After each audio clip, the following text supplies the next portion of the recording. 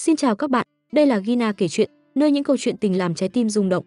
Hôm nay, trong chương trình kể chuyện của chúng ta, hãy cùng Gina bước vào một thế giới đầy drama, lãng mạn và bí ẩn dưới ánh trăng Bắc Kinh. Bạn đã bao giờ tự hỏi, một cô gái có thể khiến 18 chàng trai say đắm, nhưng đằng sau nụ cười quyến rũ ấy là một bí mật gì? Cô ấy là nữ hoàng tình ái hay kẻ mang gánh nặng quá khứ? Trong câu chuyện sau khi lừa 18 bạn trai cũ mua nhà tôi phát hiện bí mật bất ngờ, Nguyệt Trân sẽ dẫn chúng ta qua những cung bậc cảm xúc, từ tiếng cười giòn tan, những màn cãi vã náo loạn, đến những giọt nước mắt dưới ánh trăng. Và đặc biệt, một linh hồn nhỏ bé sẽ xuất hiện, làm đảo lộn tất cả. Các bạn đã sẵn sàng chưa? Hãy thả tim, nhấn chuông và cùng Gina khám phá bí mật của 18 lời thề nhé. Chương 1, lời thề dưới ánh trăng. Tôi là Nguyệt Trân, một cái tên nghe như ánh trăng rằm, nhưng cuộc đời tôi lại chẳng dịu dàng như ánh trăng ấy. Người ta gọi tôi là nữ hoàng drama, kẻ chuyên gieo rắc hỗn loạn trong trái tim đàn ông. Nhưng chỉ tôi biết, mỗi bước đi của mình đều mang theo một lời thề thầm lặng, được khắc sâu từ những giấc mơ về người cha đã khuất. Hôm nay, tôi đứng trên sân thượng căn hộ áp mái của một tòa chung cư dở dang ở ngoại ô Bắc Kinh, nhìn xuống những ánh đèn lấp lóe từ thành phố xa xôi và tự hỏi, liệu 18 người đàn ông kia có nhận ra họ đã vô tình trở thành một phần trong kế hoạch lớn nhất của đời tôi. Tất cả bắt đầu từ một năm trước, khi giấc mơ về cha tôi lặp lại như một cuộn phim cũ. Với mái tóc bạc trắng và đôi tay run rẩy, ông cầm một cuốn sổ nợ nhàu nhĩ, lẩm bẩm về 18 gia đình nông dân bị ông vô tình đẩy vào tuyệt vọng. Mỗi lần tỉnh dậy, tôi thấy lòng mình nặng trĩu, như thể món nợ ấy đã truyền từ cha sang tôi.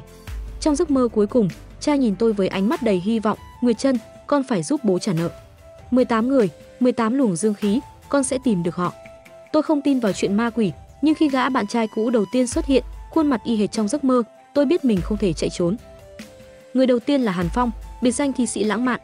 Anh ta từng là một nhà văn đầy mộng mơ, viết cả tá thơ tình tặng tôi trong 21 ngày hẹn hò. Khi tôi gặp lại anh ta ở một quán trà sữa đông đúc, Hàn Phong vẫn giữ thói quen đeo kính tròn và cầm cuốn sổ tay nhàu nhĩ. "Nguyệt Trân, em vẫn đẹp như ánh trăng", anh ta nói, mắt sáng lên như tìm được nàng thơ lạc lối. Tôi mỉm cười, giấu đi chút áy náy trong lòng và khéo léo dẫn dắt câu chuyện sang một dự án bất động sản siêu hời ở ngoại ô. Căn hộ 134 m², view hướng thành phố, giá rẻ như cho không, tôi nói, giọng ngọt ngào như trà đào mật ong. Hàn Phong, với trái tim dễ mủi lòng, lập tức gật đầu, ký hợp đồng mà không màng kiểm tra giấy tờ. Khi tôi gửi tin nhắn chia tay 3 ngày sau, anh ta chỉ nhắn lại một bài thơ dài, đầy đau khổ nhưng vẫn đậm chất lãng mạn. Người thứ hai là Vũ Kiên, biệt danh cơ bắp khoe mẽ. Anh chàng huấn luyện viên thể hình này từng khiến tôi choáng ngợp với cơ ngực đồ sộ và nụ cười tự tin. "Nguyệt Trân, anh sẽ cho em cả thế giới", Vũ Kiên tuyên bố trong lần hẹn hò đầu tiên. Thế nên, khi tôi gợi ý về một căn hộ hoàn hảo cho cặp đôi, anh ta không ngần ngại đặt cọc ngay lập tức, còn khoe rằng căn hộ của mình lớn hơn của Hàn Phong 2 m². "Anh muốn dành điều tốt nhất cho em", Vũ Kiên nói, ánh mắt đầy kiêu hãnh. Tôi mỉm cười, nhưng trong lòng chỉ nghĩ anh sẽ sớm nhận ra, điều tốt nhất là bài học về sự cả tin. Cứ thế, tôi gặp lại 16 người còn lại, mỗi người một tính cách, một câu chuyện. Trần Khang, biệt danh Code Đêm, là một lập trình viên khô khan, chỉ tin vào con số và logic, nhưng vẫn sa vào lưới tình khi tôi giả vờ thích chơi game cùng anh ta. Lý Hạo Nhiên, máy tính bỏ túi, là một chuyên gia tài chính, luôn tính toán lợi nhuận, nhưng lại không lường được trái tim mình thua lỗ khi gặp tôi. Minh Chiết, Gia Huy, Tuấn Kiệt, mỗi người đều có một lý do để mua căn hộ, người muốn chứng tỏ bản thân, người vì còn yêu tôi, người chỉ đơn giản là không muốn thua kém tình địch. Tôi biến mình thành một giấc mơ không thể chạm tới, khiến họ tự nguyện bước vào kế hoạch của tôi. Mỗi lần ký hợp đồng, tôi đều thấy họ nở nụ cười tự tin, như thể chỉ cần sở hữu căn hộ ấy, họ sẽ nắm được trái tim tôi. Nhưng chỉ vài phút sau, tin nhắn chia tay từ tôi hiện lên màn hình điện thoại, lạnh lùng như ánh trăng đêm đông. "Cảm ơn anh, nhưng chúng ta không hợp", tôi viết, ngắn gọn nhưng đủ để khiến họ ngẩn ngơ. Tôi biết mình tàn nhẫn, nhưng mỗi chữ ký trên hợp đồng là một bước tiến gần hơn đến lời thề của cha. Khi cả 18 căn hộ được bán, tôi dọn vào căn hộ áp mái của tòa chung cư.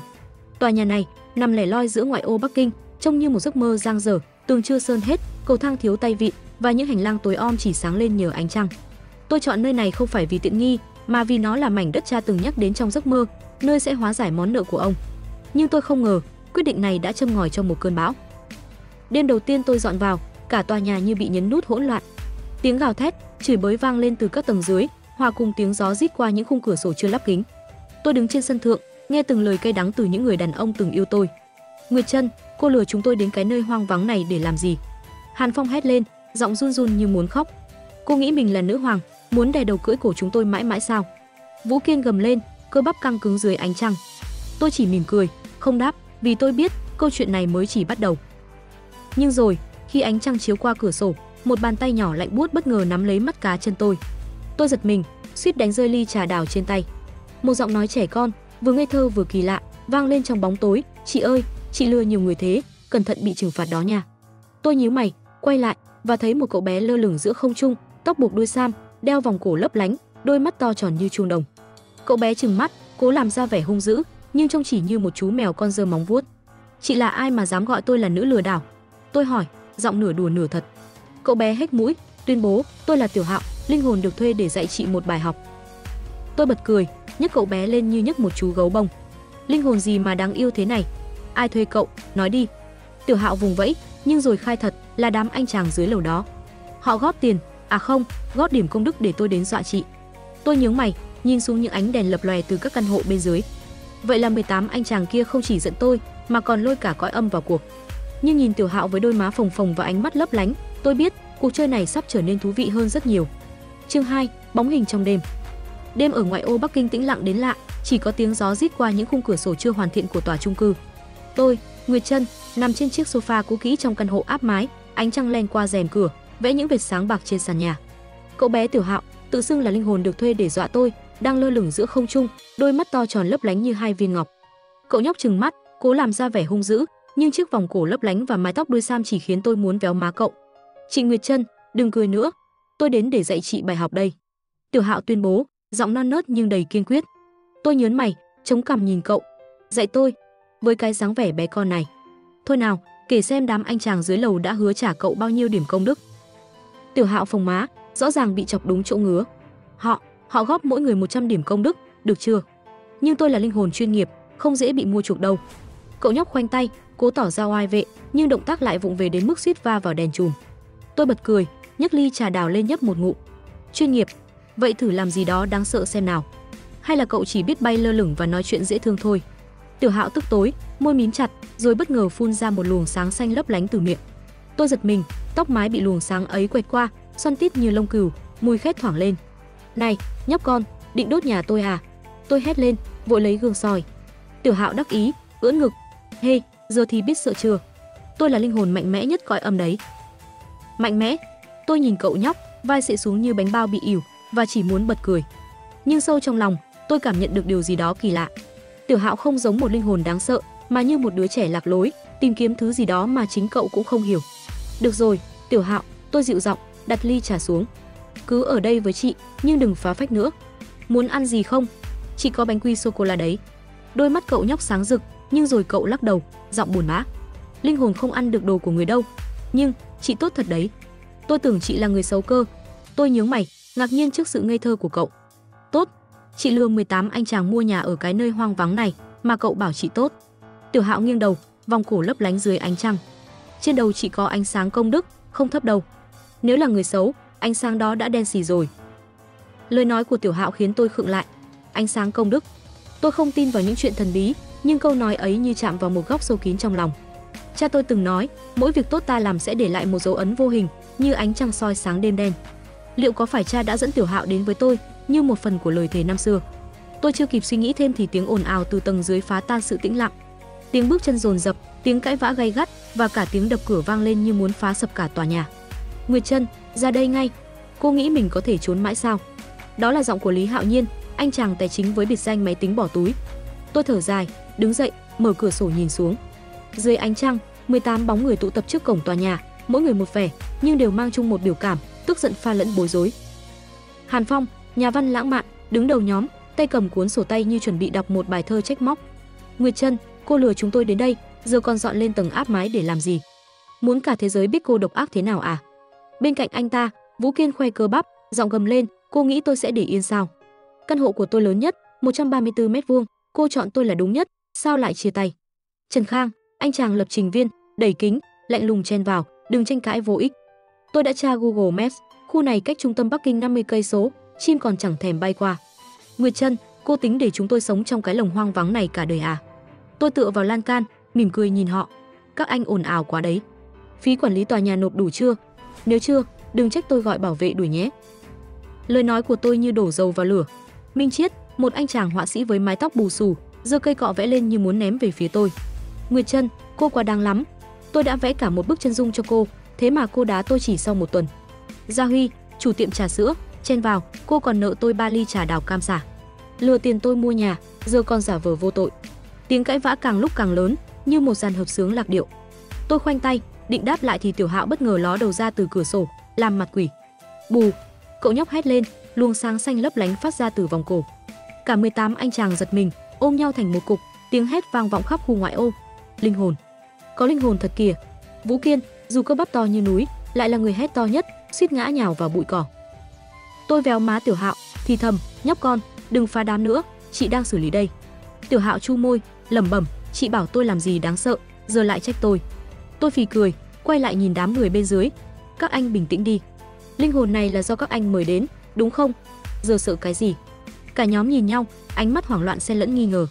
Hàn Phong run rẩy lên tiếng, mời. Ai mời? Tôi chỉ viết thơ, không làm mấy chuyện gọi hồn. Lý Hạo Nhiên đẩy kính, giọng run run, tôi chỉ tính toán lợi nhuận, ai rảnh mà đi thuê linh hồn. Nhưng ánh mắt lảng tránh của họ nói lên tất cả. Tôi nhếch môi, ra hiệu cho Tiểu Hạo. Kể đi, nhóc, ai là người đứng sau vụ này? Tiểu Hạo bay lơ lửng xuống gần đám người, vòng cổ lấp lánh như một chiếc đèn nhỏ. Là tất cả các anh. Đêm thanh minh, các anh uống say ở quán bar, ôm cột đèn gào khóc, bảo muốn thuê linh hồn để dạy chị Nguyệt Chân một bài học. Các anh còn cắn ngón tay, nhỏ máu lên hợp đồng, nói sẽ đổi 30 năm vận may để tôi giúp. Cậu nhóc giơ tay, chỉ vào từng người. Anh này vẽ hình tôi lên cánh tay, còn anh kia khắc tên tôi lên cột điện. Cả đám bạn trai cũ im bặt, mặt tái mét như vừa thấy ánh trăng hóa thành máu. Trần Khang lẩm bẩm, tôi chỉ uống có 3 ly cốc tai, sao lại ký hợp đồng với linh hồn? Vũ Kiên ôm đầu, tôi tưởng đó là trò đùa, ai ngờ linh hồn thật. Tôi khoanh tay, nhìn họ với ánh mắt vừa thương vừa buồn cười. Các anh đúng là đoàn kết khi say, nhỉ? Thuê cả linh hồn để đối phó tôi, nhưng lại chọn một nhóc con dễ thương thế này. Giờ tính sao đây? Hàn Phong lấy lại bình tĩnh, bước lên một bước. Nguyệt Chân, chúng tôi không muốn làm lớn chuyện, nhưng cô phải giải thích. Sao lại lừa chúng tôi mua nhà ở cái nơi này? Và linh hồn này là gì? Anh ta chỉ vào Tiểu Hạo, giọng vẫn còn run. Tôi thở dài, nhìn ánh trăng trên cao. Giải thích. Được thôi, nhưng các anh phải hứa, đừng làm ồn nữa. Tôi mệt lắm rồi. Đêm đó, tôi mời cả 18 anh chàng lên căn hộ áp mái. Căn phòng trống trải, chỉ có vài chiếc ghế cũ và một bàn trà nhỏ. Tiểu Hạo ngồi vắt vẻo trên đèn chùm, nhai kẹo cao su mà tôi đưa cho. Dù cậu nhóc bảo linh hồn không ăn được, nhưng vẫn thích ngậm kẹo. Tôi kể cho họ một phần sự thật, không phải toàn bộ, vì tôi chưa sẵn sàng tiết lộ bí mật về cha. Tôi cần các anh ở đây, vì khu đất này có ý nghĩa đặc biệt. Tôi không lừa các anh vì tiền, mà vì một lời hứa. Lý Hạo Nhiên nhíu mày, lời hứa? Với ai? Cô đừng nói là với linh hồn này nhé. Tiểu Hạo phì cười, làm cả đám giật mình. Không phải với tôi. Nhưng chị Nguyệt Chân nói đúng, khu đất này có gì đó kỳ lạ. Tôi cảm nhận được, như có một cánh cửa dẫn về nơi tôi cần đến. Lời nói của Tiểu Hạo khiến tôi khựng lại. Cánh cửa? Liệu có liên quan đến giấc mơ của cha? Tôi nhìn cậu nhóc, rồi nhìn 18 anh chàng đang ngồi chen chúc trên sofa, ánh mắt từ giận dữ chuyển sang tò mò. Được rồi, tôi nói, giọng kiên định. Nếu các anh muốn biết sự thật, hãy giúp tôi một việc. Tìm hiểu xem Tiểu Hạo từ đâu đến, và tại sao cậu ấy ở đây. Vũ Kiên gầm lên, giúp cô. Sau tất cả những gì cô làm. Nhưng Hàn Phong, với ánh mắt dịu dàng, cắt lời, tôi sẽ giúp. Không phải vì cô, mà vì tôi muốn hiểu. Những người khác, dù miễn cưỡng, cũng gật đầu. Tôi mỉm cười, biết rằng câu chuyện này đang dần bước sang một chương mới, nơi ánh trăng sẽ soi sáng những bí mật còn ẩn giấu. Chương 3, bí mật dưới ánh trăng. Đêm Bắc Kinh phủ một lớp sương mỏng, ánh trăng treo lơ lửng như một chiếc đèn lồng bạc, soi sáng những góc khuất của tòa chung cư Dở Dang. Tôi, Nguyệt Chân, ngồi bên bàn trà nhỏ trong căn hộ áp mái, tay lật dở một cuốn sổ cũ mà cha để lại. Những trang giấy ngả vàng, chữ viết nguệch ngoạc, như đang thì thầm về món nợ mà ông từng mang đến cuối đời. Tiểu Hạo, cậu bé linh hồn với mái tóc đuôi sam và chiếc vòng cổ lấp lánh, đang lơ lửng gần trần nhà, ôm một chiếc iPad mà tôi đưa cho để giải trí. Cậu nhóc lẩm bẩm, chị Nguyệt Chân, cái này hay thật đấy, nhưng sao wifi ở đây chậm như rùa bò vậy? Tôi phì cười, lắc đầu. Cậu là linh hồn mà cũng kén wifi à? Đừng phá nữa, kể thêm đi, cậu nhớ được gì về nơi mình đến từ không? Tiểu Hạo ngừng lướt màn hình, đôi mắt to tròn thoáng chút mơ hồ. Tôi không nhớ rõ, chỉ thấy hình ảnh một căn phòng trắng, mùi bánh kem ngọt ngào và một người đàn ông mặc vest hay vuốt tóc tôi. Giọng cậu nhóc nhỏ dần, như lạc vào một giấc mơ xa xôi. Tôi khựng lại, cảm giác một sợi dây vô hình đang nối những mảnh ghép rời rạc lại với nhau. Bánh kem, phòng trắng, người đàn ông, liệu có phải Tiểu Hạo không phải linh hồn bình thường, mà là một mảnh ký ức đang lạc lối? Tôi chưa kịp hỏi thêm thì tiếng gõ cửa dồn dập vang lên, phá tan không khí tĩnh lặng. Nguyệt Chân, mở cửa đi, chúng tôi cần nói chuyện. Đó là giọng của Hàn Phong, nhà văn lãng mạn, luôn mang theo chút cảm xúc dạt dào như thơ. Tôi mở cửa, thấy cả 18 anh chàng đứng chật hành lang, mỗi người một vẻ. Vũ Kiên khoanh tay, cơ bắp căng cứng như muốn thị uy. Trần Khang đẩy kính, tay cầm laptop như chuẩn bị thuyết trình. Lý Hạo Nhiên giơ máy tính bảng, chắc chắn lại tính toán gì đó. Các anh lại muốn gì đây? Tôi hỏi, giọng nửa đùa nửa thật. Hàn Phong bước lên, đôi mắt sáng rực dưới ánh trăng. Nguyệt Trân, chúng tôi đã suy nghĩ. Nếu cậu nhóc linh hồn này thật sự do chúng tôi mời đến, thì chúng tôi cũng có trách nhiệm. Nói đi, làm sao để tìm ra cậu ta từ đâu đến? Tôi ngạc nhiên, không ngờ họ lại đồng lòng nhanh như vậy. Nhìn ánh mắt tò mò xen lẫn lo lắng của họ, tôi chợt thấy một tia hy vọng. Có lẽ 18 luồng dương khí mà cha nhắc đến không chỉ là công cụ, mà còn là những con người đang đứng trước mặt tôi. Được thôi, tôi nói, mời họ vào phòng. Tiểu Hạo bay xuống, ngồi vắt vẻo trên ghế, ánh mắt lấp lánh như chờ xem kịch hay. Tôi đặt cuốn sổ của cha lên bàn, nhưng không mở ra, chỉ nói, Tiểu Hạo không phải linh hồn bình thường. Cậu ấy nhắc đến một căn phòng trắng và mùi bánh kem. Tôi nghi ngờ cậu ấy có liên quan đến một nơi như bệnh viện. Chúng ta cần tìm manh mối. Trần Khang, anh chàng lập trình viên, lập tức mở laptop. Bệnh viện, để tôi tra hệ thống y tế Bắc Kinh. Nếu cậu nhóc có thật, chắc chắn sẽ có hồ sơ. Vũ Kiên nhíu mày, giọng nghi ngờ, tra kiểu gì? Cậu ta là linh hồn, không phải người thường đâu. Tiểu Hạo chu môi, phun một luồng sáng xanh về phía Vũ Kiên, làm anh chàng giật mình suýt ngã. Tôi không phải người thường, nhưng tôi cũng không phải đồ giả. Cậu nhóc hét lên, giọng đầy tự ái. Cả nhóm phá lên cười, không khí căng thẳng tan biến. Tôi nhìn họ, lòng chợt ấm áp lạ lùng. Những người từng giận tôi, từng bị tôi lừa, giờ lại ngồi đây, sẵn sàng giúp một linh hồn nhỏ bé mà họ thậm chí còn sợ. Được rồi, tôi nói, giọng nghiêm túc. Chúng ta chia nhau ra. Trần Khang, anh tra dữ liệu. Lý Hạo Nhiên, anh có quen ai trong ngành y không? Minh Chiết, anh vẽ giỏi, thử phác họa căn phòng mà Tiểu Hạo miêu tả xem. Mọi người gật đầu, bắt tay vào việc với sự nhiệt tình bất ngờ. Chỉ có Hàn Phong ngồi yên, ánh mắt dán vào tôi, như muốn nói gì đó. Nguyệt Trân, anh ta thì thầm khi những người khác bận rộn, tôi không biết cô đang giấu gì, nhưng tôi tin cô có lý do. Nếu cần, tôi sẽ luôn ở đây. Tôi mỉm cười, nhưng không đáp. Lời nói của Hàn Phong như ánh trăng, dịu dàng nhưng xa xôi, không thể chạm tới. Đêm hôm đó, chúng tôi làm việc đến tận khuya. Minh Chiết vẽ lại căn phòng trắng dựa trên mô tả của Tiểu Hạo, một chiếc giường sắt, rèm trắng phất phơ và những hộp bánh kem chất đầy góc phòng. Trần Khang hack vào một số cơ sở dữ liệu, tôi giả vờ không thấy, vì việc này rõ ràng không hợp pháp, và phát hiện một bệnh viện tư nhân cao cấp ở trung tâm Bắc Kinh, Nhân Hòa, có khu VIP với thiết kế giống hệt. Lý Hạo Nhiên, với mối quan hệ rộng, liên lạc được với một y tá quen biết, xác nhận rằng khu VIP từng có một bệnh nhân nhí hôn mê nhiều tháng. Cậu bé tên Lâm Tiểu Hạo, con trai của một doanh nhân lớn, y tá nói qua điện thoại, giọng đầy tiếc nuối. Cậu ấy nhập viện sau một lần ngất xỉu, nhưng đến giờ vẫn chưa tỉnh. Tiểu Hạo nghe được cái tên, bất ngờ run lên. Chiếc vòng cổ trên cổ cậu nhấp nháy dữ dội, như thể đang cộng hưởng với điều gì đó. Lâm Tiểu Hạo, là tôi sao? Cậu nhóc thì thầm, đôi mắt to tròn ngấn nước. Tôi nắm tay cậu, cảm nhận hơi lạnh từ linh hồn nhỏ bé. Đừng sợ, chúng ta sẽ tìm ra sự thật, tôi nói, giọng dịu dàng nhưng kiên định. Nhìn Tiểu Hạo, tôi chợt nhớ đến cha, ông cũng từng run rẩy như thế khi nhắc về món nợ với 18 gia đình nông dân. Liệu Tiểu Hạo có phải chìa khóa để tôi hoàn thành lời thề ấy? Sáng hôm sau, cả nhóm quyết định đến bệnh viện Nhân Hòa để tìm hiểu thêm, nhưng việc lẻn vào khu VIP không hề dễ. Chúng ta cần kế hoạch, Lý Hạo Nhiên tuyên bố, giơ thẻ VIP kim cương của mình. Thẻ này sẽ mở cửa thang máy, nhưng vẫn cần đánh lạc hướng y tá. Vũ Kiên, luôn tự tin thái quá, vỗ ngực, để tôi sẽ khiến họ không rời mắt khỏi tôi. Tôi nhớn mày, nghi ngờ, đừng nói anh định khoe cơ bắp nữa nhé. Vũ Kiên cười rạng rỡ, xé áo khoe cơ bụng lấp lánh dưới ánh đèn.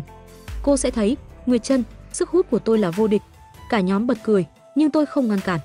Nếu sự tự tin của anh ta có thể giúp, thì cứ để thử. Đêm đến, chúng tôi lẻn vào bệnh viện. Ánh đèn hành lang trắng bệch, mùi thuốc sát trùng nồng nặc khiến tôi hơi rùng mình. Vũ Kiên, đúng như lời hứa, bước ra quầy y tá với dáng đi tự tin như người mẫu. Chào các cô, tôi là huấn luyện viên cá nhân, ai muốn đăng ký tập gym không? Anh ta hỏi, giọng trầm bổng, cơ ngực rung lên theo từng bước. Các y tá ca đêm đang mải chia nhau túi khoai tây chiên, ngẩng lên, rồi lập tức thì thầm, anh này từ khoa tâm thần chạy sang à? Mau gọi bảo vệ. Vũ Kiên bất mãn, gầm lên, tâm thần, các cô không thấy sức hút của tôi sao? Nhưng trước khi anh ta kịp khoe thêm, các y tá đã kéo anh đi, miệng dỗ dành, ngoan, đến giờ uống thuốc rồi. Trong lúc Vũ Kiên hy sinh làm mồi nhử, chúng tôi lẻn vào khu VIP. Tiểu Hạo bay trước, dẫn đường với ánh sáng từ vòng cổ. Nơi này quen lắm, cậu nhóc thì thầm, giọng run run. Cuối hành lang, một cánh cửa khép hờ, để lộ mùi bánh kem ngọt ngào. Tôi đẩy cửa, và trước mắt là một cậu bé nằm trên giường, gương mặt tái nhợt giống hệt Tiểu Hạo. Bên giường, một người đàn ông trung niên mặc vest đang lau tay cho cậu bé, ánh mắt đầy đau đớn. Xung quanh, những hộp bánh kem chất đầy, ánh trăng chiếu qua rèm, tạo thành một bức tranh vừa đẹp vừa buồn. Lâm Thiên Vũ, Lý Hạo Nhiên thì thầm, nhận ra người đàn ông. Ông ấy là chủ tịch tập đoàn Tinh Hà, cha của cậu bé. Tôi bước tới, giọng nhẹ nhàng nhưng kiên quyết, ông Lâm, chúng tôi đến vì Tiểu Hạo. Người đàn ông ngẩng lên, ánh mắt ngạc nhiên xen lẫn nghi ngờ. Cô là ai? Sao biết con trai tôi? Tôi nhìn Tiểu Hạo, linh hồn nhỏ bé đang run rẩy bên cạnh và nói, tôi là người được gửi đến để đưa cậu bé trở về. Chương 4, câu dẫn hồn. Bệnh viện Nhân Hòa, dưới ánh đèn trắng bệch của hành lang, như một mê cung tĩnh lặng giữa lòng Bắc Kinh. Mùi bánh kem ngọt ngào hòa quyện với mùi thuốc sát trùng, tạo nên một cảm giác vừa ấm áp vừa lạnh lẽo. Tôi, Nguyệt Trân, đứng trước cửa phòng VIP, nhìn cậu bé trên giường với gương mặt tái nhợt, giống hệt Tiểu Hạo, linh hồn nhỏ bé đang lơ lửng bên cạnh tôi, đôi mắt to tròn ngấn nước. Người đàn ông trung niên mặc vest, Lâm Thiên Vũ, ngẩng lên nhìn tôi, ánh mắt đầy nghi hoặc xen lẫn đau đớn. Cô là ai? Ông hỏi, giọng trầm nhưng sắc. Sao biết con trai tôi, Tiểu Hạo? Tôi chưa kịp trả lời thì Tiểu Hạo, với chiếc vòng cổ lấp lánh, bay đến gần giường, thì thầm, bố, là bố sao? Giọng cậu nhóc run run, như thể vừa tìm thấy một mảnh ghép ký ức đã mất. Tôi hít sâu, cố giữ bình tĩnh. Ông Lâm, tôi là Nguyệt Trân. Tôi đến đây vì Tiểu Hạo và vì một lời hứa từ rất lâu rồi.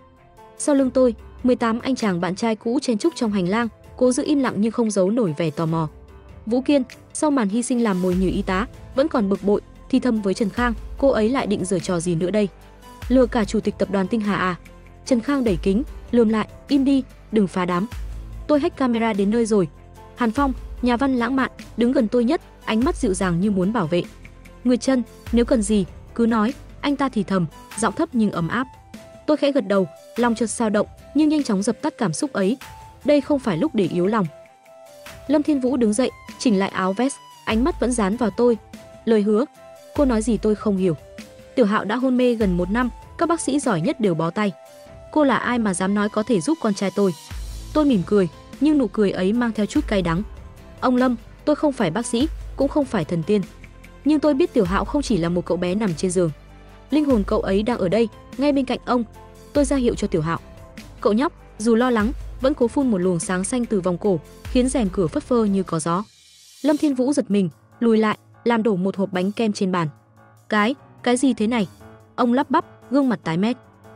Đừng sợ, ông Lâm, tôi nói, giọng kiên định. Tiểu Hạo bị kẹt giữa lằn ranh sống và chết. Linh hồn cậu ấy cần một cây cầu để trở về, và tôi tin 18 người đứng sau tôi chính là cây cầu ấy. Tôi quay lại, nhìn nhóm bạn trai cũ. Họ, dù vẫn còn bối rối, đã bắt đầu hiểu rằng câu chuyện này không chỉ là trò đùa của tôi.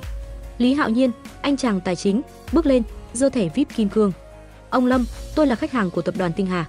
Chúng tôi không đến đây để gây rối. Nếu cô ấy nói đúng, hãy cho chúng tôi cơ hội. Minh Chiết, họa sĩ với mái tóc bù xù, chen vào, tôi đã vẽ lại căn phòng này, đúng như Tiểu Hạo mô tả. Cậu bé không nói dối. Tiểu Hạo nghe vậy, bay đến gần Minh Chiết, thì thầm, anh vẽ đẹp thật đấy, nhưng sao không vẽ tôi đẹp hơn chút? Cả nhóm bật cười, làm không khí bớt căng thẳng. Lâm Thiên Vũ, sau một hồi im lặng, ngồi xuống, tay ôm đầu. Tôi không tin vào chuyện linh hồn, nhưng nếu có cơ hội cứu Tiểu Hạo, tôi sẽ làm bất cứ điều gì. Ông nhìn tôi, ánh mắt như cầu xin. Cô nói đi, cần tôi làm gì? Tôi hít sâu, biết rằng đây là lúc phải đối mặt với sự thật. Ông Lâm, tôi cần ông kể về Tiểu Hạo, về những ngày cuối trước khi cậu bé hôn mê. Và tôi ngập ngừng, ngón tay siết chặt cuốn sổ của cha trong túi áo. Tôi cần ông nhớ lại một câu chuyện từ 10 năm trước, về 18 gia đình nông dân và món nợ của tập đoàn Tinh Hà. Lời nói của tôi như một viên đá ném vào mặt hồ tĩnh lặng. Lâm Thiên Vũ cứng người, ánh mắt ông dao động, như thể vừa bị lôi ngược về một quá khứ đau đớn. Cô biết gì về chuyện đó? Ông hỏi, giọng run run. Tôi không trả lời ngay, mà quay sang Tiểu Hạo. Nhóc, kể thêm đi. Cậu nhớ gì về người đàn ông mặc vest? Có chi tiết nào đặc biệt không? Tiểu Hạo nghiêng đầu, tóc đuôi sam lắc lư. Ông ấy hay đeo một chiếc đồng hồ vàng và luôn gọi tôi là nhóc con của bố. Có lần, ông ấy nói về một khu đất ở ngoại ô, bảo sẽ xây một công viên thật to cho tôi chơi. Tôi nhíu mày, nhìn Lâm Thiên Vũ. Công viên ở ngoại ô Bắc Kinh? Ông gật đầu, giọng trầm xuống. Đúng vậy. Tôi từng có kế hoạch xây một công viên giải trí, nhưng sau khi Tiểu Hạo nhập viện, mọi thứ dừng lại. Câu nói ấy khiến tim tôi đập mạnh. Khu đất ngoại ô chính là nơi tòa chung cư này đang đứng, nơi cha tôi từng nhắc trong giấc mơ. Tôi lấy cuốn sổ ra, đặt lên bàn trước mặt Lâm Thiên Vũ. Ông Lâm, 10 năm trước, cha tôi, Dư Thiên Minh, từng là quản lý cho siêu thị thực phẩm của tập đoàn Tinh Hà. Ông ấy, theo lệnh của ông, đã ép giá rau củ của 18 gia đình nông dân, khiến họ mất trắng. Cha tôi đã sống với nỗi ân hận đó đến cuối đời, và ông ấy để lại lời nhắn rằng tôi phải giúp trả món nợ ấy. Lâm Thiên Vũ nhìn cuốn sổ, tay run run chạm vào những trang giấy ngả vàng. Dư Thiên Minh, tôi nhớ ông ấy, một người trung thực, nhưng tôi đã ép ông ấy làm những việc không đúng. Tôi không ngờ hậu quả lại lớn như vậy. Không khí trong phòng nặng nề, chỉ có tiếng sóng điện tâm đồ đều đặn từ màn hình bên giường Tiểu Hạo. Hàn Phong đứng sau tôi, đặt tay lên vai tôi, như muốn tiếp thêm sức mạnh. Nguyệt Trân, cô làm tất cả những việc này vì cha cô. Anh hỏi, giọng đầy cảm xúc. Tôi gật đầu, nhưng không nhìn anh. không chỉ vì cha mà còn vì những người bị tổn thương. 18 gia đình nông dân và bây giờ, Tiểu Hạo, tôi tin mọi chuyện đều có liên quan. Tiểu Hạo nghe vậy, bay đến gần tôi, thì thầm, "Chị Nguyệt Trân, chị đúng là người tốt. Tôi muốn về với bố." Cậu nhóc nắm tay tôi, hơi lạnh từ linh hồn làm tôi rùng mình, nhưng cũng khiến lòng tôi ấm áp lạ lùng. Đột nhiên, tiếng còi báo động vang lên, màn hình điện tâm đồ nhấp nháy dữ dội. Các y tá ùa vào, đẩy chúng tôi ra ngoài. Lâm Thiên Vũ hoảng loạn, hét lên, "Tiểu Hạo, con không được rời bỏ bố." Tôi kéo Tiểu Hạo lại, cảm nhận linh hồn cậu nhóc đang mờ dần. "Nhóc, đừng đi đâu cả. Chị sẽ giúp cậu trở về." Tôi thì thầm, giọng kiên quyết. Nhóm bạn trai cũ, dù sợ hãi, vẫn đứng thành vòng quanh tôi như một bức tường bảo vệ. Trần Khang lẩm bẩm, "Tôi không tin vào linh hồn, nhưng nếu cô nói cần 18 người thì chúng tôi ở đây." Vũ Kiên, dù vẫn ôm ngực vì màn làm mồi nhử thất bại, cũng gật đầu, "Tôi không để cô làm một mình đâu." Trong khoảnh khắc ấy, tôi nhận ra 18 anh chàng này không còn là những người bị tôi lừa, mà là những mảnh ghép của cây cầu dẫn hồn mà cha tôi từng nhắc. Tôi nhìn Lâm Thiên Vũ, giọng chắc chắn, "Ông Lâm, nếu muốn cứu Tiểu Hạo, hãy đồng ý một điều kiện. Khu đất ở ngoại ô, nơi tòa chung cư này đang đứng, hãy biến nó thành công viên giải trí, như ông từng hứa với cậu bé. Đó là cách để hóa giải mọi thứ." Lâm Thiên Vũ nhìn tôi, rồi nhìn Tiểu Hạo trên giường, cuối cùng gật đầu. "Được, tôi hứa, nhưng cô phải đảm bảo con trai tôi tỉnh lại." Tôi mỉm cười, cảm thấy ánh trăng ngoài cửa sổ như sáng hơn một chút. "Tôi sẽ cố hết sức." Chương 5, nhân quả luân hồi. Bắc Kinh những ngày đầu thu, gió mang theo hơi lạnh len lỏi qua những khung cửa sổ chưa hoàn thiện của tòa chung cư. Tôi, Nguyệt Trân, đứng trên sân thượng căn hộ áp mái, nhìn xuống khu đất hoang vu từng là tâm điểm của kế hoạch táo bạo nhất đời mình. Ánh trăng vẫn dịu dàng như đêm đầu tiên tôi dọn đến, nhưng giờ đây, nó không còn lạnh lẽo mà như đang mỉm cười, soi sáng những bước đi cuối cùng của lời thề tôi dành cho cha. Tiểu Hạo, linh hồn nhỏ bé với mái tóc đuôi sam, bay lơ lửng bên cạnh, chiếc vòng cổ lấp lánh như một ngôi sao nhỏ. "Chị Nguyệt Trân, chị nói khu đất này sẽ thành công viên thật à?" Cậu nhóc hỏi, giọng tràn ngập tò mò. Tôi xoa đầu cậu, dù tay chỉ chạm vào không khí lạnh buốt. "Phải, một công viên giải trí lớn nhất Bắc Kinh. Cậu sẽ được chơi tàu lượn siêu tốc đầu tiên." Lâm Thiên Vũ, cha của Tiểu Hạo, đã đồng ý với đề nghị của tôi trong căn phòng bệnh viện hôm ấy, nhưng tôi biết ông vẫn còn do dự. Một công viên giải trí không phải chuyện nhỏ, và món nợ từ 10 năm trước, câu chuyện về 18 gia đình nông dân, như một bóng đen giữa chúng tôi. Tôi cần gặp ông một lần nữa để đảm bảo lời hứa ấy trở thành hiện thực. Sáng hôm sau, tôi hẹn ông tại một quán cà phê nhỏ ở trung tâm thành phố, nơi ánh sáng dịu dàng của buổi sớm chiếu qua những ô cửa kính, tạo nên một không gian ấm áp trái ngược với câu chuyện nặng nề sắp được nói ra. Lâm Thiên Vũ ngồi đối diện tôi, bộ vest đen chỉnh tề nhưng gương mặt hằn rõ những nếp nhăn của thời gian và nỗi đau. "Cô Nguyệt Trân," ông bắt đầu, giọng trầm, "tôi đã tra lại hồ sơ cũ. Cha cô, Diêu Thiên Minh, đúng là người quản lý của siêu thị Tinh Hà. Tôi không cố ý ép ông ấy làm những việc sai trái, nhưng tôi đã sai khi đặt lợi nhuận lên trên con người." Ông cúi đầu, đôi tay siết chặt ly cà phê. "Tôi muốn chuộc lỗi. Nhưng công viên giải trí, cô có chắc khu đất đó phù hợp?"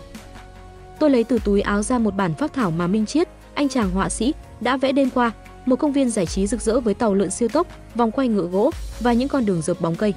"Ông Lâm, khu đất này không chỉ là mảnh đất, nó là di nguyện của cha tôi và là nơi Tiểu Hạo từng mơ về. Nếu ông biến nó thành công viên, không chỉ Tiểu Hạo sẽ trở về, mà 18 gia đình nông dân năm xưa cũng sẽ tìm lại được công lý." Ông nhìn bản vẽ, ánh mắt dao động, rồi gật đầu. "Được, tôi sẽ bắt đầu dự án ngay, nhưng cô phải hứa, Tiểu Hạo sẽ tỉnh lại." Lời hứa ấy như một gánh nặng trên vai tôi, nhưng tôi mỉm cười, che giấu nỗi lo trong lòng. "Tôi hứa." Khi rời quán cà phê, tôi cảm nhận được ánh trăng đêm qua vẫn đang dõi theo, như một người bạn thầm lặng chứng kiến mọi bước đi của tôi. Trở về tòa chung cư, tôi không ngờ 18 anh chàng bạn trai cũ đã biến sân thượng thành một trụ sở tác chiến. Trần Khang, anh chàng lập trình viên, ngồi trước laptop, gõ bàn phím rào rào, tuyên bố, "Tôi đang xây một hệ thống AI để tìm nhà đầu tư cho công viên. Cô nghĩ sao, Nguyệt Trân?" Vũ Kiên, khoe cơ bắp dưới áo ba lỗ, đang cố kéo Tiểu Hạo chơi bóng rổ, dù cậu nhóc chỉ biết bay qua bay lại làm trái bóng biến mất. "Này, nhóc, đừng gian lận." Vũ Kiên gầm lên, nhưng nụ cười toe toét cho thấy anh ta chẳng giận thật. Hàn Phong, nhà văn lãng mạn, ngồi một góc, viết gì đó trong cuốn sổ tay, ánh mắt thỉnh thoảng liếc về phía tôi, như muốn nói điều gì nhưng không dám. Lý Hạo Nhiên, anh chàng tài chính, giơ máy tính bảng lên. "Nguyệt Trân, tôi đã tính toán. Nếu Lâm Thiên Vũ đầu tư, giá đất khu này có thể tăng gấp 10. Căn hộ của chúng tôi sẽ thành vàng." Cả nhóm reo hò, nhưng tôi chỉ nhớn mày. "Vàng? Các anh định bán nhà chạy trốn tôi hả?" Không khí chợt im lặng, rồi cả đám bật cười. Minh Chiết, với mái tóc bù xù, giơ bức tranh mới vẽ, một phiên bản hoạt hình của tôi và Tiểu Nây Kịt Hạo đứng trên tàu lượn siêu tốc. "Cô thấy thế nào? Tác phẩm nghệ thuật đấy." Anh ta đắc ý. Tiểu Hạo bay đến, trầm trồ, "Chị Nguyệt Trân đẹp thật, nhưng sao tôi trông như con mèo con vậy?" Tiếng cười lại vang lên, và lần đầu tiên, tôi cảm thấy tòa chung cư này không còn là nơi của sự hỗn loạn, mà là một gia đình kỳ lạ. Buổi chiều, Hàn Phong kéo tôi ra một góc sân thượng, đôi mắt sáng rực dưới ánh nắng vàng. Nguyệt Trân, tôi biết cô có lý do cho mọi việc, nhưng cô có bao giờ nghĩ đến việc bắt đầu lại không? Với ai đó, ví dụ tôi. Lời tỏ tình bất ngờ khiến tim tôi đập mạnh, nhưng tôi chỉ mỉm cười, đặt tay lên vai anh. Hàn Phong, cảm ơn anh, nhưng hiện giờ tôi chỉ muốn hoàn thành lời hứa với cha. Anh gật đầu, ánh mắt thoáng buồn nhưng vẫn dịu dàng như ánh trăng. Tôi sẽ đợi, Nguyệt Trân, dù bao lâu cũng được. Tối hôm đó, tin tức về dự án công viên giải trí lan truyền khắp Bắc Kinh. Các bạn trai cũ tụ tập trong căn hộ của tôi, mang theo lẩu và bánh ngọt để ăn mừng. Tiểu Hạo, dù không ăn được, vẫn hí hửng bay quanh nồi lẩu, làm nước sôi bắn tung tóe. Chị Nguyệt Trân, lẩu cay thế này mà chị ăn được à? Cậu nhóc trêu, khiến cả đám cười ầm. Vũ Kiên, không bỏ lỡ cơ hội, khoe cơ bụng, lẩu cay thì đã có tôi, người đàn ông mạnh mẽ nhất. Nhưng ngay lúc đó, Tiểu Hạo vô tình làm đổ bát nước chấm lên áo anh ta, khiến cả nhóm ôm bụng cười. Trong không khí náo nhiệt, tôi ngồi một mình bên cửa sổ, nhìn ánh trăng và nghĩ về cha. Cuốn sổ của ông nằm trong tay tôi, những dòng chữ nguệch ngoạc như đang kể lại câu chuyện 10 năm trước. Tôi biết, công viên giải trí không chỉ là món quà cho Tiểu Hạo, mà còn là cách để tôi hóa giải nỗi ân hận của cha, trả lại công bằng cho 18 gia đình nông dân. Nhưng sâu trong lòng, tôi tự hỏi, liệu mình có thể buông bỏ quá khứ và tìm hạnh phúc cho riêng mình? Đột nhiên, Tiểu Hạo bay đến, kéo tay tôi. Chị Nguyệt Trân, chị đang nghĩ gì mà mặt buồn thế? Đi ăn lẩu với mọi người đi. Tôi bật cười, nắm lấy bàn tay lạnh buốt của cậu nhóc. Được rồi, nhóc con, nhưng đừng làm đổ nước lẩu nữa nhé. Cả nhóm reo lên khi tôi nhập tiệc, và trong khoảnh khắc ấy, tôi cảm nhận được một gia đình mới đang hình thành dưới ánh trăng sáng rực của Bắc Kinh. Sáng hôm sau, tôi nhận được điện thoại từ Lâm Thiên Vũ. Cô Nguyệt Trân, dự án đã được phê duyệt, công viên sẽ khởi công trong tháng tới. Và Tiểu Hạo có dấu hiệu tỉnh lại. Giọng ông run run, đầy hy vọng. Tôi mỉm cười, nhìn Tiểu Hạo đang chơi đùa với Minh Chiết ngoài sân thượng. Cảm ơn ông, Lâm Thiên Vũ.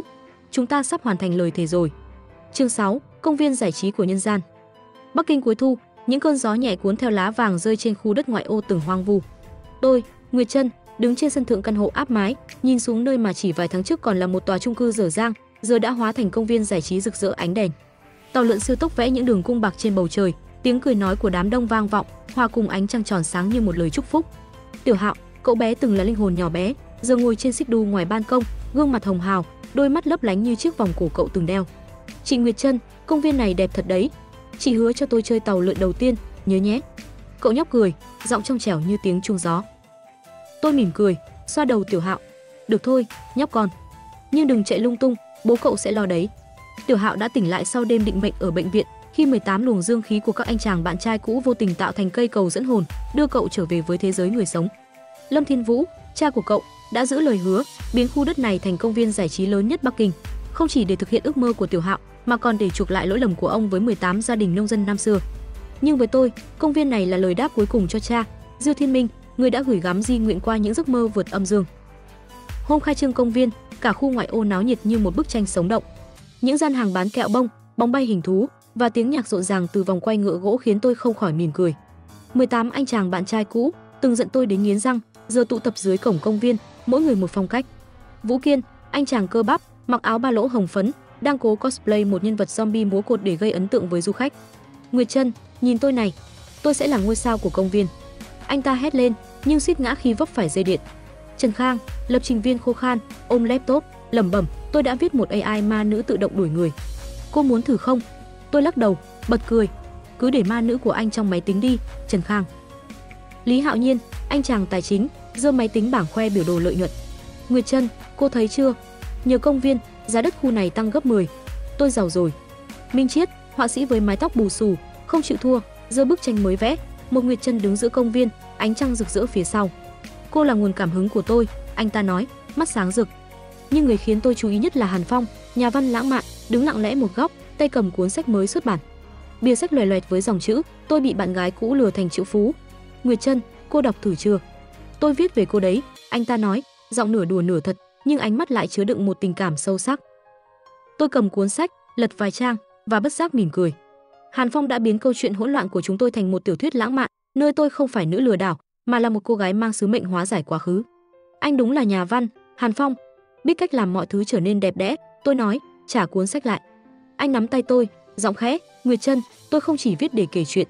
Tôi muốn cô biết, dù cô có lừa tôi bao nhiêu lần, tôi vẫn sẽ chọn ở lại. Lời nói ấy như một cơn gió thu, nhẹ nhàng nhưng khiến lòng tôi xao động.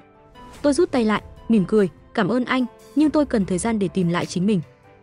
Đêm đó, tôi đứng trước mộ cha ở nghĩa trang ngoại ô, nơi mưa lất phất rơi như những giọt nước mắt muộn màng. Trong tay tôi là bản quy hoạch công viên, giờ đã trở thành hiện thực. Tôi đốt nó lên, ngọn lửa nhỏ bập bùng, cuốn những mảnh giấy bay vào bầu trời đêm. Bố à, con đã làm được. Món nợ của bố, con đã trả xong, tôi thì thầm, cảm thấy một gánh nặng vô hình tan biến.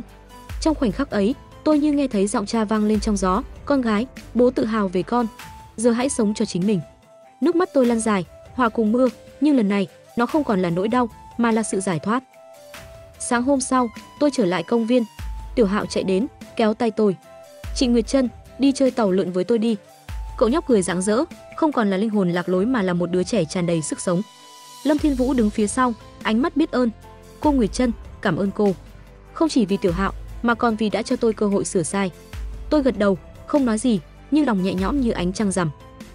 Các anh chàng bạn trai cũ giờ đã thành bạn bè, tụ tập quanh tôi. Vũ Kiên vẫn không bỏ thói khoe mẽ, tuyên bố, Nguyệt Trân, tôi sẽ mở một phòng gym trong công viên này. Cô sẽ là khách VIP đầu tiên. Trần Khang chen vào, cô mà vào phòng gym của anh ta, tôi sẽ hack toàn bộ máy chạy bộ. Lý Hạo Nhiên giơ máy tính bảng, các anh ồn ào quá, để tôi tính toán xem ai xứng làm bạn trai cô ấy nhất. Cả nhóm cười ầm, và tôi, lần đầu tiên, cảm thấy mình thuộc về nơi này, một cộng đồng náo nhiệt, kỳ lạ, nhưng đầy tình người. Đêm cuối cùng trước khi rời tòa chung cư, tôi đứng trên sân thượng, nhìn xuống công viên sáng rực ánh đèn. Tiểu Hạo giờ đã là một cậu bé bình thường, chạy đến ôm tôi. Chị Nguyệt Trân, chị sẽ quay lại chứ? Tôi xoa đầu cậu. Chắc chắn rồi, công viên này là nhà của chị mà. Hàn Phong bước đến, đưa tôi một chiếc vòng cổ giống hệt chiếc của Tiểu Hạo, coi như quà chia tay, để cô nhớ rằng dù đi đâu, ánh trăng vẫn sẽ dõi theo cô. Tôi đeo chiếc vòng, cảm nhận hơi lạnh của nó trên da và mỉm cười. Cảm ơn anh, Hàn Phong, và cảm ơn tất cả. Khi rời đi, tôi ngoảnh lại lần cuối. Công viên giải trí với tiếng cười nói và ánh đèn rực rỡ như một bức tranh sống động của nhân gian. Tôi biết câu chuyện của mình không chỉ là về việc trả nợ, mà còn là về cách chúng ta tìm thấy nhau, tha thứ và cùng nhau xây nên những giấc mơ mới. Dưới ánh trăng, tôi bước đi, lòng nhẹ nhàng như chưa từng trước đây.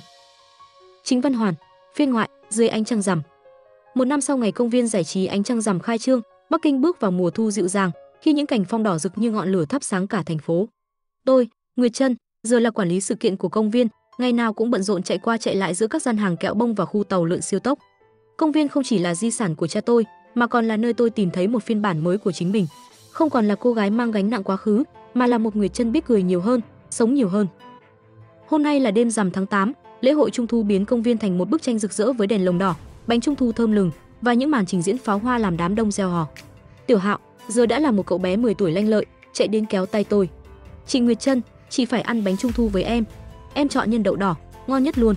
Cậu nhóc nháy mắt, giơ chiếc bánh to bằng bàn tay, khuôn mặt rạng rỡ như ánh trăng. Tôi bật cười, nhận bánh từ tay cậu. Được rồi, nhóc con. Nhưng ăn xong thì giúp chị dọn dẹp đấy, đừng để bố cậu mắng. Lâm Thiên Vũ đứng phía xa, đang trò chuyện với các nhà đầu tư, quay lại mỉm cười với chúng tôi. Ông giờ là một người cha tràn đầy năng lượng, như thể Tiểu Hạo đã mang ánh sáng trở lại cuộc đời ông. Đám bạn trai cũ giờ đã thành bạn bè thân thiết, cũng góp mặt trong lễ hội. Vũ Kiên với phòng gym mới mở ngay cạnh công viên, đang tổ chức một cuộc thi nâng tạ dưới ánh đèn lồng, thu hút một đám con gái vây quanh. Nguyệt Trân, cô thấy chưa? Sức hút của tôi là số 1. Anh ta hét lên, nhưng suýt làm rơi tạ khi Tiểu Hạo vô tình chạy ngang làm anh mất tập trung. Trần Khang, lập trình viên, bận rộn điều khiển hệ thống đèn LED của công viên, khoe rằng anh đã lập trình một màn trình diễn ánh sáng hình ánh trăng chỉ để gây ấn tượng với tôi. Lý Hạo Nhiên, anh chàng tài chính, đứng cạnh quầy bán bánh trung thu, tính toán xem nên đầu tư vào gian hàng nào để tối ưu hóa lợi nhuận lễ hội. Minh Chiết, họa sĩ, dựng một bức tranh tường khổng lồ ngay cổng công viên, vẽ tôi và Tiểu Hạo đứng dưới ánh trăng với 18 ngôi sao tượng trưng cho 18 anh chàng. Nhưng người khiến tôi chú ý nhất là Hàn Phong. Anh đứng lặng lẽ bên hồ nước nhân tạo, nơi những chiếc đèn lồng hoa sen trôi lững lờ, phản chiếu ánh trăng như một bức tranh thủy mặc. Cuốn sách của anh, Tôi bị bạn gái cũ lừa thành triệu phú, đã trở thành bestseller và giờ anh đang viết phần 2, nhưng tôi chưa từng hỏi nội dung. Nguyệt Trân, anh gọi khẽ khi tôi bước đến, giọng ấm áp như gió thu. Cô có muốn thử thả đèn hoa sen không? Người ta nói, nếu viết điều ước dưới ánh trăng rằm, nó sẽ thành hiện thực. Tôi nhớn mày, nửa đùa, Hàn Phong, anh vẫn lãng mạn như thế. Điều ước của anh là gì? Lại viết một cuốn sách nữa à? Anh mỉm cười, ánh mắt sáng rực dưới ánh trăng. Không, điều ước của tôi đơn giản hơn nhiều. Anh đưa tôi một chiếc đèn lồng nhỏ, bên trong là một mảnh giấy trắng. Tôi cầm bút, ngẫm nghĩ, rồi viết, mong ánh trăng luôn soi sáng những người tôi yêu thương. Tôi thả chiếc đèn xuống hồ, nhìn nó trôi nhẹ nhàng, hòa vào hàng trăm ngọn đèn khác. Hàn Phong cũng thả đèn của mình, nhưng tôi không thấy anh viết gì, chỉ thấy anh nhìn tôi, ánh mắt sâu thẳm như muốn nói điều gì đó. Đột nhiên, pháo hoa nổ rộ trên bầu trời, những chùm sáng rực rỡ như mưa sao băng. Đám đông reo hò, Tiểu Hạo nhảy cẫng lên, kéo tay Vũ Kiên chạy đi xem. Tôi và Hàn Phong đứng lại bên hồ, không gian quanh chúng tôi như tách biệt khỏi sự náo nhiệt. Nguyệt Trân, anh nói, giọng khẽ, năm ngoái, tôi đã nghĩ cô chỉ là một giấc mơ không thể chạm tới. Nhưng giờ, đứng đây, tôi biết cô là hiện thực đẹp nhất tôi từng gặp. Lời nói ấy khiến tim tôi đập mạnh, như thể ánh trăng đang chiếu thẳng vào lòng tôi. Tôi quay sang, định trêu anh như mọi khi, nhưng ánh mắt anh khiến tôi khựng lại. Hàn Phong, anh không sợ tôi lừa anh lần nữa sao? Tôi hỏi, giọng nửa đùa nửa thật. Anh bước đến gần đến mức tôi có thể ngửi thấy mùi nước hoa gỗ thoang thoảng. Nếu là cô, tôi sẵn sàng bị lừa cả đời, anh nói, rồi nhẹ nhàng đeo một chiếc vòng cổ lên cổ tôi, một phiên bản nhỏ hơn của chiếc vòng Tiểu Hạo từng đeo. Coi như quà trung thu, giữ nó, để ánh trăng luôn ở bên cô. Tôi chạm vào chiếc vòng, cảm nhận hơi lạnh của nó và bất giác mỉm cười. Hàn Phong, anh đúng là nhà văn, biết cách làm con gái rung động. Anh bật cười, nhưng không rời mắt khỏi tôi. Không, Nguyệt Trân, tôi chỉ là một người đàn ông, muốn dành cả thế giới cho cô. Pháo hoa vẫn nổ trên bầu trời, nhưng tôi không còn nghe thấy tiếng ồn. Chỉ có ánh trăng, chiếc đèn hoa sen trôi trên hồ, và trái tim tôi, lần đầu tiên sau bao năm, đập mạnh vì một người. Tôi không hứa gì với Hàn Phong, nhưng khi nắm tay anh dưới ánh trăng rằm, tôi biết, có lẽ đây là điều ước mà cả hai chúng tôi đều muốn thành hiện thực. Toàn Văn Hoàn. Vậy là câu chuyện sau khi lừa 18 bạn trai cũ mua nhà tôi phát hiện bí mật bất ngờ đã khép lại, nhưng ánh trăng vẫn còn sáng mãi trong lòng chúng ta, phải không các bạn? Từ một cô gái bị gọi là nữ lừa đảo, Nguyệt Trân đã tìm thấy ánh sáng của chính mình, hóa giải món nợ quá khứ và mang đến một công viên giải trí rực rỡ. Các bạn có rung động trước tình cảm của Hàn Phong hay bật cười vì những màn khoe mẽ của Vũ Kiên?